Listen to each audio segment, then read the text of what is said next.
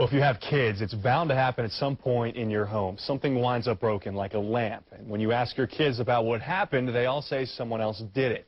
So what should you do when your kid is lying to you? Jim Clark, licensed social worker and president and CEO of Daniel Kids, is here to explain how to handle it and tell when your kid is telling a fib to you. Good morning, Jim. Thank you so much for joining us. Good. It's a pleasure.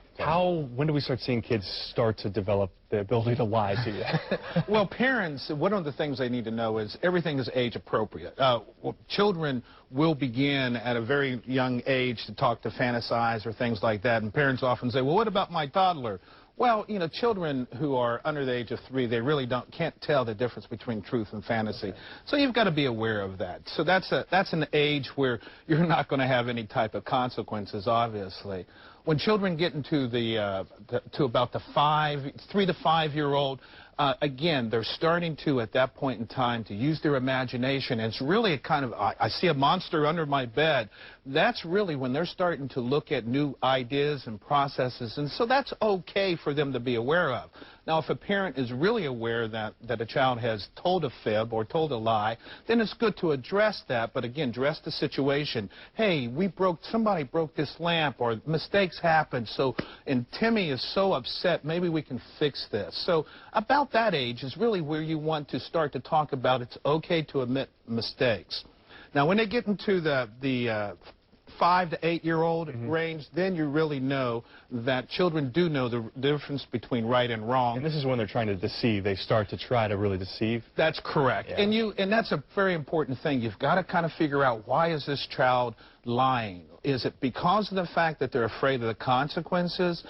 Or is it because of the fact you told them to do their homework and they really didn't do their homework? It's because maybe they're having difficulty, but they said that they did. Again, always deal with the situation and be very careful about the accusatory nature of the child, because you want their ego to be intact, and you also want them to feel comfortable in terms of talking about it. I can remember my little girl saying, I've got something to tell you, but I can't tell you right now, and kind of, you know, I knew that something had happened, and that's, you kind of back off a little bit and say, okay, well, tell me, because we all make mistakes. Now, when you start to get into the tweens and the teen years, you really do need to pay attention. Children who really do know the difference between right and wrong and start to be deceptive or are not telling the truth, again, know why they're doing it. Try to get that understanding. And I think it's really important, particularly for parents, to make sure that they mediate. If a child does tell the truth, then the punishment should not be as severe. And always make sure the consequences, the crime fits the consequences. It's appropriate. If you catch them in a lie, do you address it right there? It's always best to address it. Any kind of negative behavior or inappropriate behavior, it's always best to address it right then. Now, you may not be able to get into the in-depth of it because of the situation that you're in, but you need to make note of it, make sure the child understands that we're going to have to talk about this later on. And parents, one of the things that they need to be careful of is you're telling the truth, too. When we start to talk to children, hey, you're only 10, tell them you're only 10 so that you can get a little cheaper rate. Don't teach them to lie. That's right. You've got to set that example. Do you see are kids more, is it a personality thing? Do some kids lie more than others?